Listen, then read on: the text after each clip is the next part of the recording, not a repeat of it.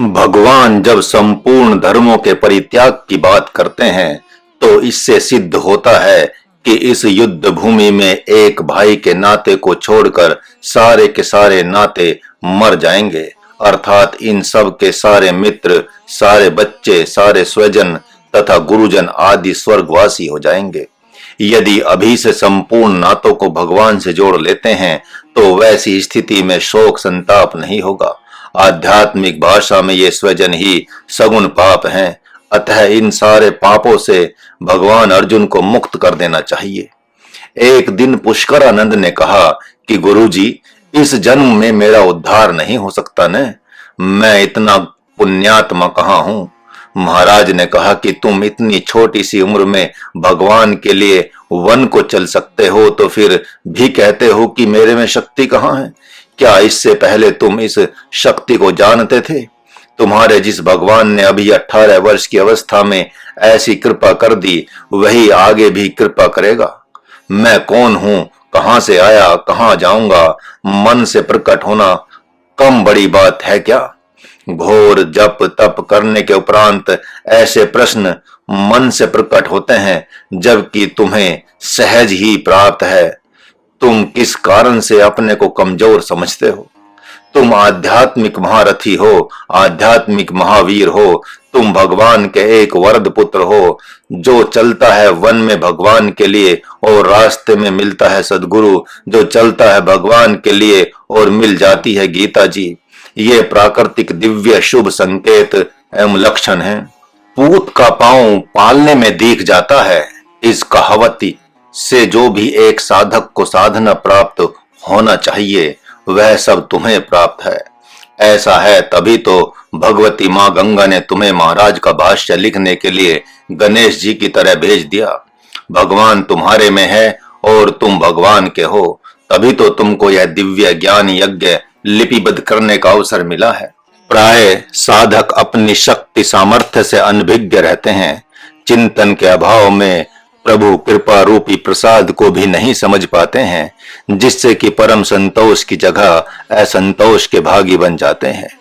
वैसी अवस्था में अपनी शक्ति निष्क्रिय सी जान पड़ती है, अपना तेज प्रभावहीन सा दिखाई पड़ता है।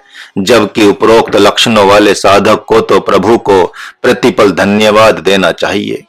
मन मना भव मद भक्तो, एक बार पुनः इस मंत्र पर विचार कर लें, क्योंकि प्रभु ने विराम देते देते अपने हृदय को भी भक्तों में ही विराम देने का मन बना रखा है। मन मना भव मद भक्तो, इस 18वें अध्याय में महात्मा अर्जुन का अंतिम प्रश्न था कि जिसका भगवान के द्वारा उत्तर दिए जाने के उपरांत उनके हृदय क्षेत्र से सारे प्रश्न समाप्त हो गए हैं। अब उनके हृदय से प्रश्न फिर प्रकट नहीं होगा और जो होगा उसका उत्तर अपने आप मिल जाएगा। प्रश्न में अपना मौलिक तत्व छिपा रहता है। जहां से संशय खड़ा होता है वहीं से समाधान भी प्रकट होता है, पेट एवं पीठ की तरह। इसलिए साधक के प्रश्न जब खड़े होते हैं तो वे ध्यान में ही उसके उत्तर की प्रतीक्षा करते हैं। जब प्रश्न खड़ा हो गया तो उस प्रश्न को निरर्थक नहीं जाने देते। वे कहते हैं कि जहां से प्रश्न खड़ा हुआ है हमें पुनः इस प्रश्न को वहीं से भेजना है, अतः वहीं से इसका उत्तर आए। जैसे जिस पृथ्वी से जहां से फूल प्रकट होते हैं वहीं से कांटे प्रकट होते हैं, उसी प्रकार जिस हृदय क्षेत्र से राजस तामस वृत्ति प्रकट होती है वहीं से सात्विक वृत्ति प्रकट होती है। ठीक उसी प्रकार अवरोधक तत्व और उसके जो विरोधी तत्व हैं दोनों एक ही जगह से खड़े होते हैं। 6ठे अध्याय में प्रभु ने यद्यपि संन्यास और त्याग के स्वरूप का भली भांति विवेचन कर दिया है, लेकिन चूंकि उदार दृष्टि न होने के कारण से, भगवान के प्रति जीव भाव होने से भगवान के द्वारा दिया हुआ उत्तर महत उदार न हो सका, निरर्थक सा हो गया। इसलिए सन्यास की कामना से अभिभूत महात्मा अर्जुन सन्यास का भी पीछा नहीं छोड़ रहे हैं। मानो वे संकल्प कर रहे हैं कि ठीक है, अभी तो आप अपना प्रयोजन पूरा कराएं, इस शरीर से, इन भुजाओं से, इन पैरों से, इस वाणी से, लेकिन अंतिम चरण में जब आपका प्रयोजन पूरा हो जाएगा तो फिर अपना प्रयोजन आपसे मैं पूरा कराऊंगा, अर्थात सन्यास ले लूंगा। अतः पुनः पुनः संन्यास और त्याग के तत्व को उन्होंने भली भांति जान लिया, ताकि वैसी अवस्था में क्या त्याग करना चाहिए और क्या ग्रहण करना चाहिए, ये दोनों बातें पुनः उनको आंदोलित न करें। संन्यास जीव का मौलिक तत्व है। महात्मा अर्जुन भाग खड़े हुए थे युद्ध के मैदान से, लेकिन भागना संन्यास के लिए था, न कि वन प्रदेश में 13 साल के छिपने जैसा।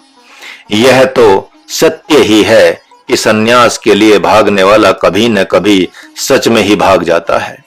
पहले कागज पर नक्शा बनाया जाता है मकान का, उसके उपरांत नक्शा बनते बनते फिर उसका साकार रूप धरती पर खड़ा हो जाता है, जिसे आप अच्छी प्रकार से जानते ही हैं।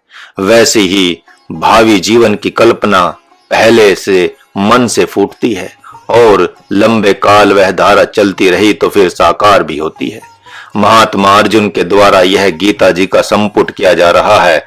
प्रश्न से भी संपुट होता है, उत्तर से भी संपुट होता है। महात्मा अर्जुन का प्रथम संपुट संन्यास लेने से लगा है और अब संन्यास के तत्व को समझने से लग रहा है।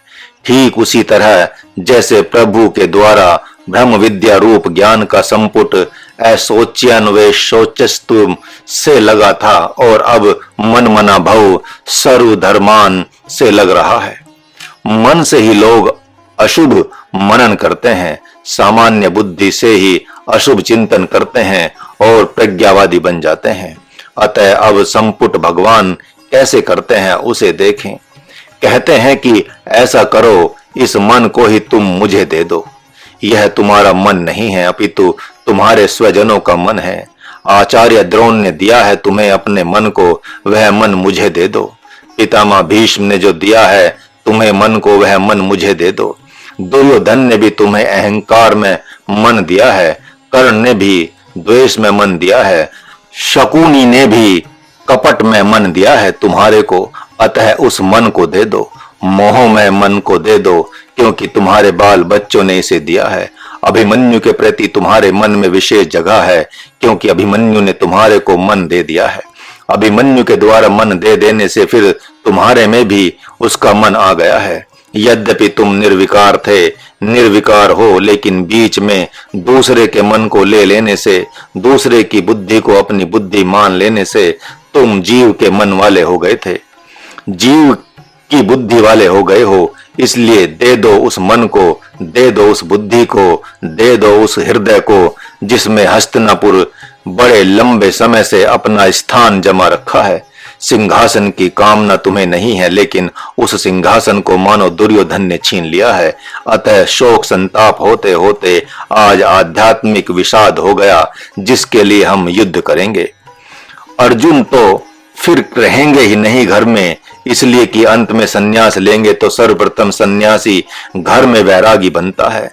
जब तक कोई घर में वैरागी नहीं बनता, तब तक प्रभु के चरणों का अनुरागी नहीं बनता, और जब तक अनुरागी नहीं बनता, तब तक दिव्य सन्यास उसमें फलित नहीं होता।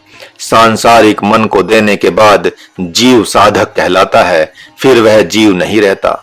साधक सर्वप्रथम जिज्ञासु होता है, लेकिन उसके उपरांत जब आगे बढ़ता है और मन को देता है तो फिर साधक कहलाता है। कालांतर में फिर वही सिद्ध, संत और ब्रह्म नाम से विभूषित होता है। इसलिए इस आख्याका से योज खोजना है कि हमने किन किन लोगों के मन को अपना मन मान लिया है। कामियों के मन को भी आपने ले रखा है, तभी आप में काम की उत्पत्ति हो रही है। क्रोधियों के मन को भी ले रखा है, तभी आप में क्रोध की उत्पत्ति हो रही है। लोभियों के मन को भी आपने ले रखा है, तभी आप में लोभ की उत्पत्ति हो रही है। रागी, द्वेषी, छली, कपटियों के मन को ले रखा है आपने, तभी आप में राग, द्वेष, छल, कपट आदि की वृत्तियां प्रकट हो रही हैं। आप में दिव्य तेज, दिव्य शौर्य क्यों न हो, लेकिन जब आप में गुरु को मन, बुद्धि देने की कामना नहीं हो रही है, तो वह दिव्य तेज, शौर्य कर्ण का दिव्य तेज एवं शौर्य है। सदगुरु आपको डांटेगा, फटकारेगा, फिर मौन हो जाएगा। कितना डांटेगा, अतः अपने स्वभाव को नहीं बदले तो वह मौन हो जाएगा और भगवान शंकर बन जाएगा। जैसे वे सती को समझाते बुझाते मौन हो गए थे। उन्होंने कहा था कि जिन्हें तुम राजा दशरथ का पुत्र मानती हो, तपस्वी मानती हो, वे साक्षात सच्चिदानंद घन परमात्मा है। उन्हीं का गुणानुवाद और चरित्र सुनने में मैं महात्मा अगस्त्य के पास गया था। इसलिए तुम मेरी बात पर विश्वास करो। एक तरफ तुम कहती हो कि आप साक्षात नारायण हैं, आप सच्चिदानंद घन हैं, और दूसरी तरफ तुम्हारा सच्चिदानंद घन परमात्मा ही कह रहा है कि ये अयोध्यापति साक्षात नारायण है, ये मेरी आत्मा है। तो इस बात पर विश्वास नहीं कर पा रही हो। तुम्हारे लिए तो मैं सच्चिदानंद घन परमात्मा ही हूं, लेकिन हमारे लिए तो ये ही नित्यानंद परम पुरुष परमात्मा है। तो भी सती ने नहीं माना तो नहीं माना। इसके उपरांत तो फिर जो हुआ उस घटना को आप सब जानते हैं। महाराज जब श्री रामचरितमानस श्रीमद् भागवत का पाठ करने को कहता है तो उसमें आचार्य संहिता के दिव्य सोपान हैं। वे आपको सहज में ही प्राप्त होते हैं, मात्र पाठ करने से। घर का मन लेकर आए हैं आप, बुद्धि लेकर आए हैं, चित्त लेकर आए हैं, घर का आचार विचार लेकर आए हैं। संभव है कि आपका पिता अशिष्ट हो, उसकी अशिष्टता आपके रक्त में समाई हो, उसकी अशिष्टता आपके मन बुद्धि चित्त में समाई हुई हो, और कालांतर में कभी वह आपके लिए घातक बन जाए।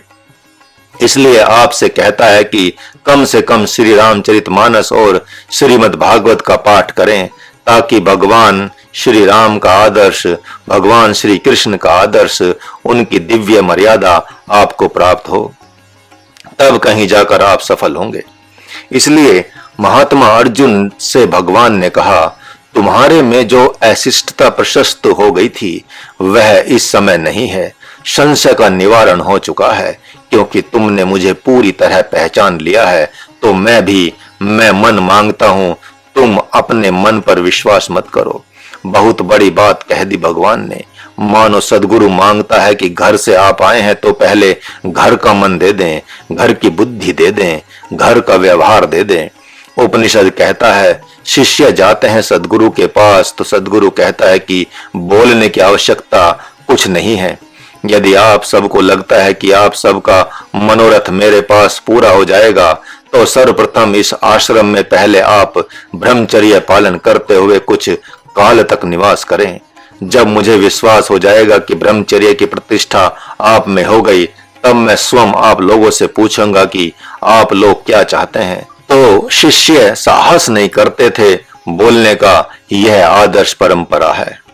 इसलिए भगवान ने कहा कि मन मना भव मत भक्तो, कहीं अपने अहंकार के भक्त तो आप नहीं हैं, इसलिए मेरे भक्त बन जाएं। सर्वप्रथम प्रभु ने त्याग की बात की है, सन्यास की अंतिम में बात की है। वह यह कि 3 प्रकार का मन है, 3 प्रकार की बुद्धि है, 3 प्रकार की धृति है, 3 प्रकार का कर्म है, 3 प्रकार का सुख है, 3 प्रकार का भोजन है, 3 प्रकार का यज्ञ दान और तप है, इत्यादि इत्यादि। इसको त्याग दें। ये 3 प्रकार के तत्व प्रकृतिगत हैं, मायागत हैं, इसलिए त्यागे जा सकते हैं।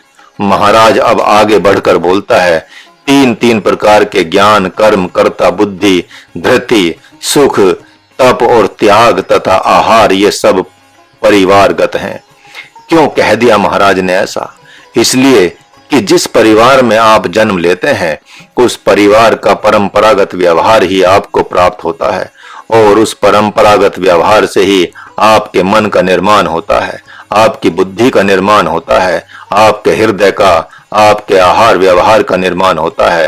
कोल भीलों के घर में जन्मने वाला बालक का आहार मांस होगा, उसका ऐसा व्यवहार होगा जो कि शास्त्र से स्पर्श ही नहीं कर रहा होगा, शास्त्र से उसे लेना देना ही नहीं होगा। अतः उसकी धृति द्वारा मांस, शराब और भूत प्रेत आदि धारण किए जाएंगे, उसकी बुद्धि द्वारा अधर्म कर्म ही धारण किए जाएंगे, इत्यादि इत्यादि। अतः मन मना भव मत भक्तो, उस मन को जो परिवारगत है, जातिगत है, समाजगत है, दे दें और प्रभु के भक्त बन जाएं। जब सब कुछ कोई अपना खो देता है तो अपने अहंकार का भक्त बन जाता है। भिखारी भी अपने अहंकार का दास होता है। यदि भिखारी को आप छेड़ेंगे तो चिढ़ जाएगा। इससे सिद्ध होता है कि कहीं न कहीं वह अपने अहंकार का दास है। वह कहता है देना हो तो दो, आपसे मैं छीना झपटी तो नहीं करता। ऐसे भिखारी होते हैं और अब तो 1 रुपये से कम देने पर पैसे फेंकने लगते हैं। वे भिखारी नहीं होते, अहंकारी होते हैं। भिखारी उसे कहते हैं जो दे उसका भला, जो न दे उसका भी भला, ऐसा कहता और सोचता हो। तो कहते हैं कि मन मना भव मत भक्तो, मन के विविध रूप हैं। उन विविध रूपों को प्रभु को देकर फिर अपने अहंकार के आप दास न बने, प्रभु के दास बन जाएं। सब कुछ दे देने के बाद भी मैं शरीर हूँ, मैं कुछ हूँ, ऐसा शरीर भाव बचा रह जाता है।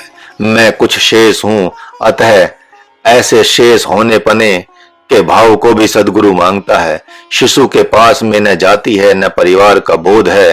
3 महीने के शिशु के पास कुछ भी नहीं होता, लेकिन आंख दिखाएंगे तो चिल्ला पड़ेगा, रो पड़ेगा, डांटेंगे तो चिल्ला पड़ेगा।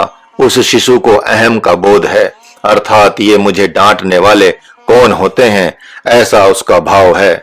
वह जानता तो कुछ है नहीं, लेकिन एक तत्व उसके पास है कि वह अपने मैं का दास है, सेवक है। तो मध्याजी अर्थात पहले संपूर्ण सिद्धांतों के साथ अपने मन को दे दें और मेरे ही भक्त बन जाएं। ऐसा सभी सद्गुरु अपने शिष्यों से चाहते हैं। सद्गुरु और भगवान सामान्य लोगों की दृष्टि में 2 बातें हैं। जब प्रथम में भगवान को महात्मा अर्जुन ने सद्गुरु समझ लिया था, तो कहीं ऐसा न हो कि उन्हें भगवान समझकर वे पुनः सद्गुरु के रूप में ही देखने के लिए बाध्य हो जाएं। इसलिए प्रभु ने कहा, मन मना भव मद भक्तो, मेरे ही भक्त बन जाओ। अब तुम ब्रह्मा विष्णु महेश के भक्त नहीं बन सकते हो।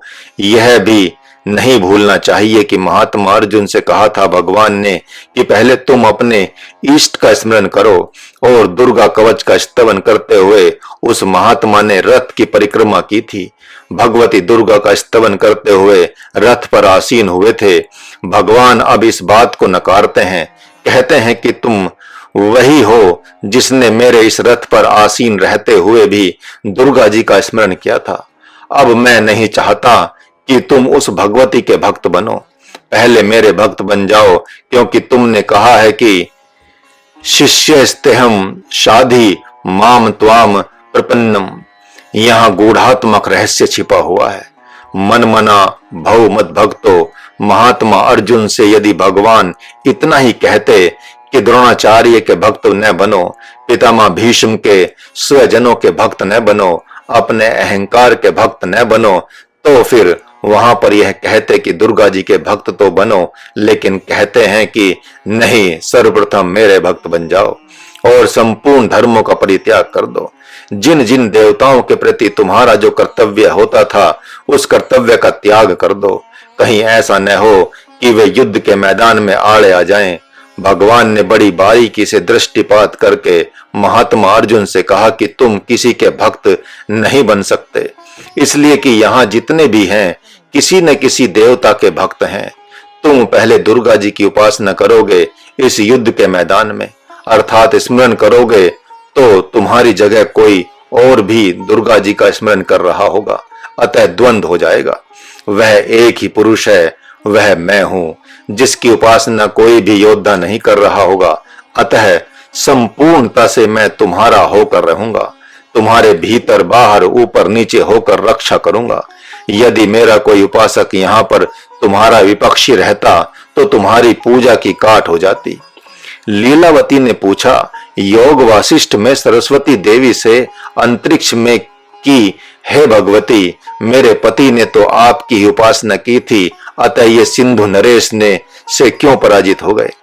तो सरस्वती देवी ने कहा कि हे साध्वी, तुम्हारे पति ने और सिंधु नरेश दोनों ने ही मेरी उपासना की थी, लेकिन तुम्हारे पति ने मेरी उपासना निष्काम की थी, विजय की कामना से नहीं की थी, और सिंधु नरेश ने मेरी उपासना विजय की कामना से की थी। अतः तुम्हारे पति पराजित हुए, उनका वध हो गया और सिंधु नरेश विजयी हुए। तो वह आश्चर्य की तरह देखती रह गई थी। भगवान मानो उसी तत्व को लाकर खड़ा कर रहे हो कि एकमात्र तुम मेरे भक्त होके रह जाओ। कहीं दुर्गा जी की तुमने निष्काम उपासना की हो और कोई सकामी भक्त हो यहाँ दुर्गा जी की उपासना करने वाला, तो तुम उससे पराजित भी हो सकते हो। शिव की उपासना यदि तुम करते हो तो यहाँ तो उनकी उपासना करने वाले बहुत हैं।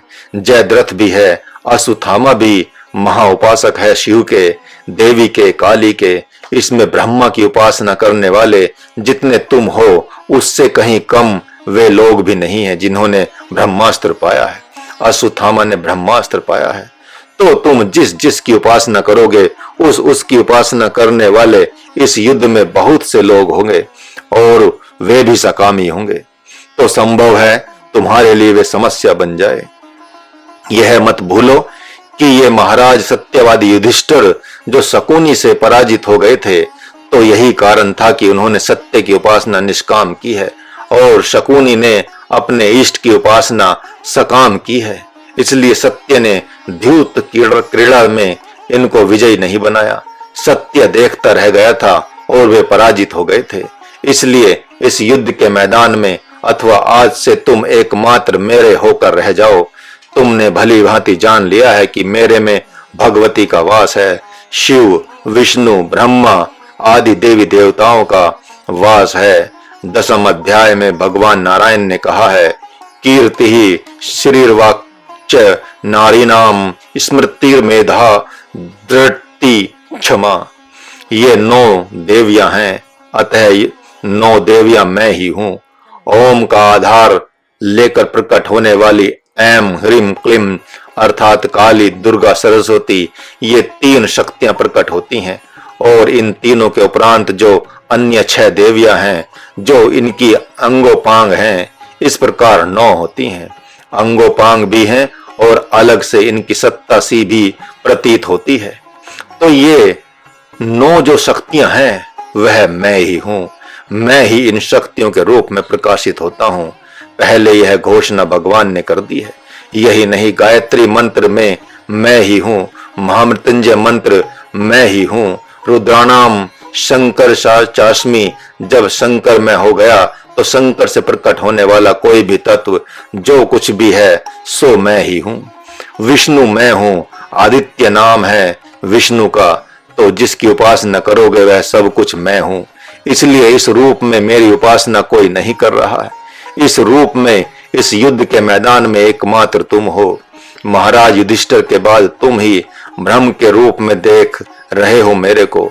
तुम देख रहे हो कि मैं निर्गुण निराकार ब्रह्म ही सगुण साकार के रूप में तुम्हारा सारथी, तुम्हारा सद्गुरु और अब साक्षात सगुण साकार ब्रह्म बना हुआ हूं। अतः ब्रह्मा, विष्णु, महेश तथा दुर्गा आदि देवियों को तो तुमने अपना मन दिया है, उस मन को अब मुझे दे दो। मन मना भव मल भक्तो, मेरे ही भक्त बन जाओ। सदगुरु संकोच नहीं करता अपने अधिकारी शिष्य को पाकर। वह वैसी ही सारी गुप्त बातें कह देता है जैसे माँ संकोच नहीं करती अपने बेटे से कहने में कि तुम्हारी मुख्य माँ तो मैं ही हूँ बेटा।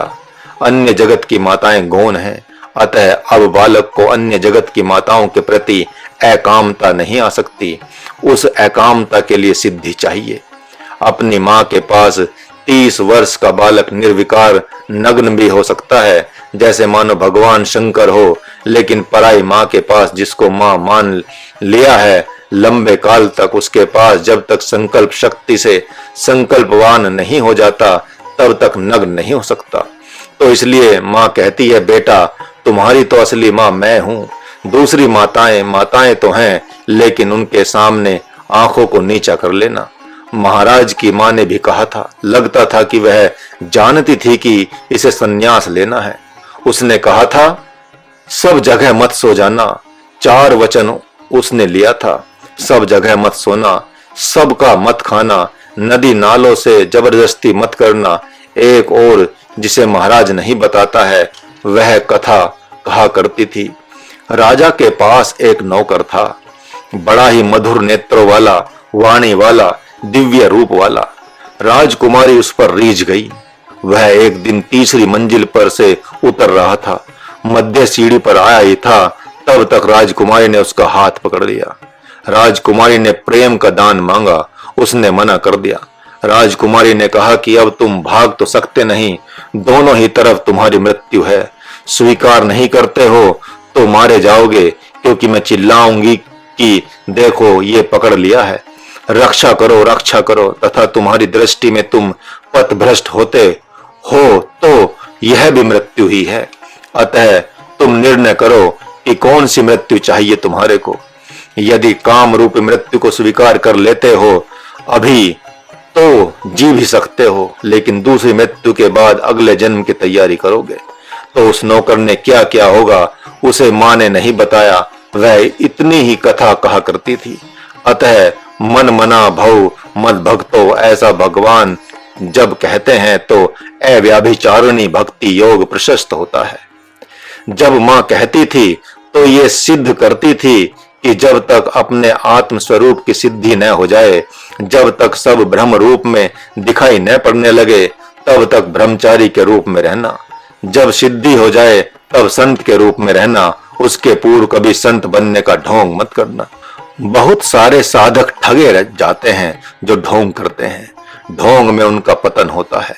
यह सिद्ध करने में कि हम संत हैं, इसलिए भगवान कहते हैं कि जैसे अधिकारी पुत्रों से माँ कहती है कि तुम मुझे ही माँ के रूप में देखना, अन्य माताओं को माँ के रूप में समझना, लेकिन माँ जैसा बाहर बाहर व्यवहार करना, भीतर प्रवेश मत कर जाना, नहीं तो वहां घातक परिणाम हो जाएगा। वैसे ही माँ भगवान ने यहाँ पर महात्मा अर्जुन से कहा, तुमने देख ही लिया और जब जान लिया कि ये वासुदेव साक्षात नारायण हैं, तब तुम अब सबकी उपासना करना त्याग दो, एकमात्र मेरी उपासना करो। मन मना भव मद भक्तो सर्वधर्मान परित्यज्य। इन मंत्रों का एक और गूढ़ात्मक तत्व देखें। 4 वेद, 6 शास्त्र और 18 पुराण, ये सब में प्रसिद्धि को प्राप्त हुए भगवत ग्रंथ हैं। सर्वप्रथम तो एक ही वेद था, उसका नाम है सामवेद। उसके उपरांत जैसे ब्रह्म से 3 प्रकार की प्रकृति प्रकट होती है, वैसे ही सामवेद से यजुर्वेद, अथर्ववेद और ऋग्वेद, ये 3 प्रकार के वेद प्रकट हुए। फिर तो अंग उपांगों का निर्माण प्रारंभ हो गया, अर्थात 18 सूक्ष्म तत्वों का निर्माण प्रारंभ हुआ, वे हैं 18 पुराण। जैसे आत्मा से मन, बुद्धि, अहंकार, पहले 3 तत्व प्रकट होते हैं, फिर 18 तत्व प्रकट होते हैं, जिसमें 5 ज्ञानेंद्रियां, 5 कर्मेंद्रियां और 5 विषय तथा सत, रज एवं तम 3 गुण भी हैं। इस प्रकार देखा जाए तो महर्षि व्यास ने सूक्ष्म शरीर को लाकर स्थूल रूप में खड़ा किया है। जैसे स्वप्न जगत का शरीर होता है, वैसे ही समाधि का एक शरीर होता है जिसे सूक्ष्म शरीर कहते हैं।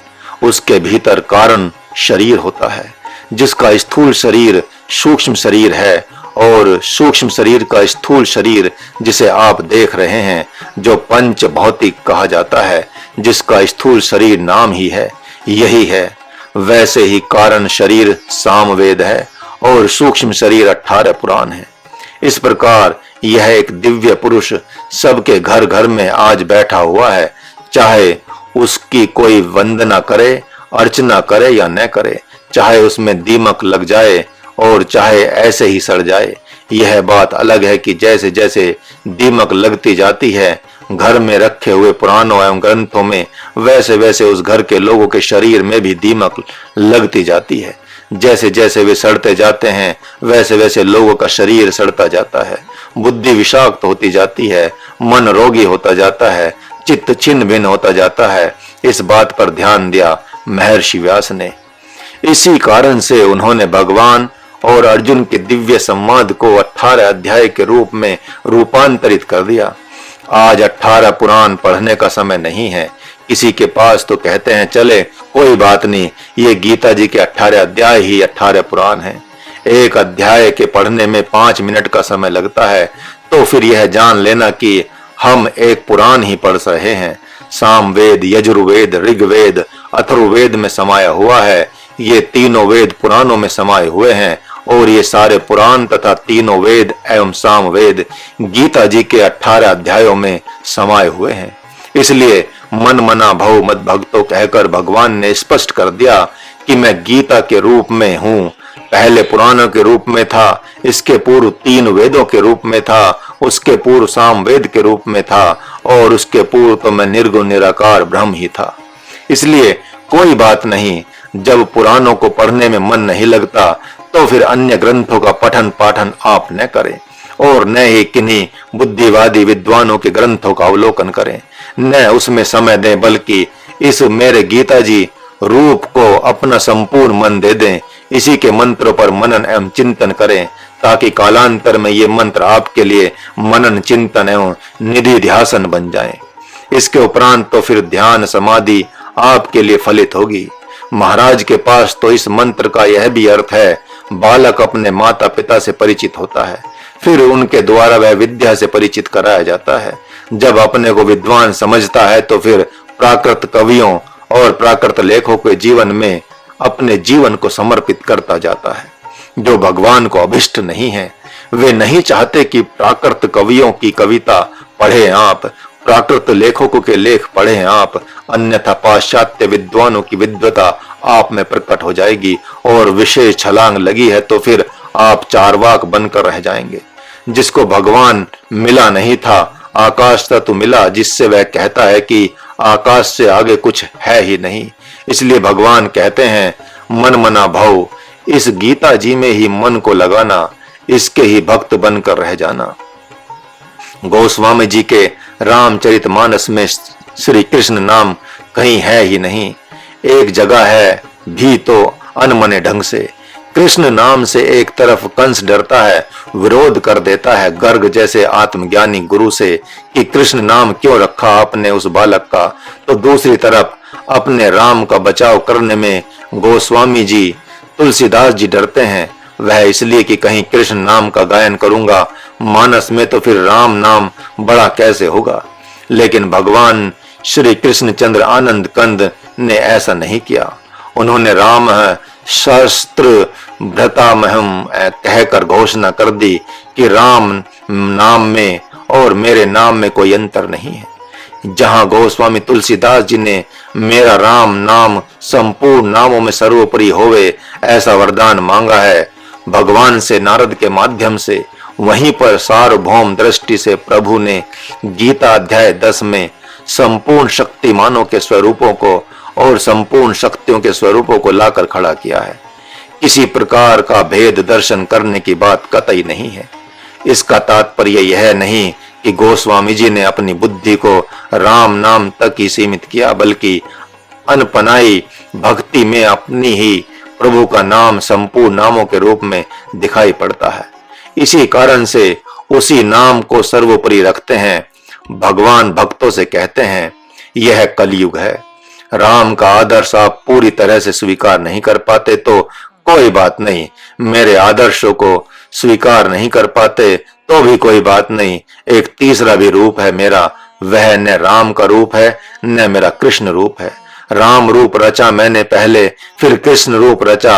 अब कलयुग के हेतु को देखकर गीता जी बन गया तो गीता जी के भक्त बन जाएं। मन मना भाव का तात्पर्य यह भी है, मन मना भाव भक्तों मद भक्तों गीता जी मैं हूं, इनमें मन लगाना, गीता जी का ही भक्त बन जाना। भक्ति के कई रूप होते हैं, उन रूपों में शरणागति भी बिखरी हुई रहती है। इसलिए भगवान ने कहा, मध्या जी ध्यान देना, कहीं किसी अन्य के भी शरणागत मत रहना। यदि एक अंश भी किसी के शरणागत रहे तो फिर गीता जी के शरणागत नहीं हो पाओगे, उसमें दोष दर्शन हो जाएगा। मध्या जी संपूर्णता से शरणागत हो, यह लगे कि गीता जी में जो कुछ भी कहा गया है वह सर्वथा सत्य है। जो इसमें कहा गया है वह संपूर्ण स्मृतियों पुराणों में एवं वेदों में कहा गया है। तब मध्या जी अर्थात भगवान की शरण में आप हो सकते हैं, यानी गीता जी की शरणागति स्वीकार कर सकते हैं। तभी माँ नमस्कुरु भगवान ने कहा कि मुझे गीता रूप में नमस्कार करो। एक डकैत को देखा महाराज ने, रोज गीता जी को प्रणाम करना, रोज पूरा पाठ करना, आरती दिखाना उसके नित्य पूजा के मुख्य अंगों में से था। उसने बहुत वध किए थे, आज वह सन्यास ले रखा है, घोर तप कर रहा है अज्ञात में। अतः नमस्कार करना हृदय से, ऐसे जैसे आपको भगवान मिल ही गया हो।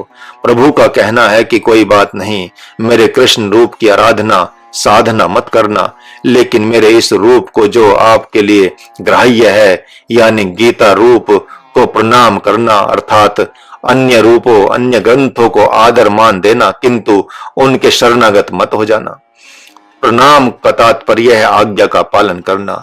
नमस्कुरु, नमस्कार करें अर्थात आज्ञा पालन करें। यदि इतना करते हैं आप तो भगवान कहते हैं कि मैं सत्य प्रतिज्ञा करता हूं कि मैं वैसे ही आपका उद्धार करूंगा जैसे अपने परम प्रिय भक्त अर्जुन का उद्धार किया था। मामे वैश्यसी सत्यम ते प्रति जाने प्रियोसी में भगवान की दृष्टि में जो भक्त हैं वह अतिशय प्रिय वैसे ही हैं। जैसे माँ के गर्भ से जिस दिन बालक बाहर आता है तो भले वह माँ को न पहचाने 6 महीने, लेकिन वह माँ की उसी दिन आत्मा बन जाता है, प्राण बन जाता है, मन बन जाता है, बुद्धि बन जाता है, चित्त बन जाता है। उसके बिना तो वह जी ही नहीं पाती। हर पल हर क्षण वह उसकी देख रेख में रहती है। बिल्ली नोच न जाए, कोई कुत्ता आक्रमण न करे, उसके ऊपर कोई पक्षी चोंच न मार दे, इतना ध्यान रखती है।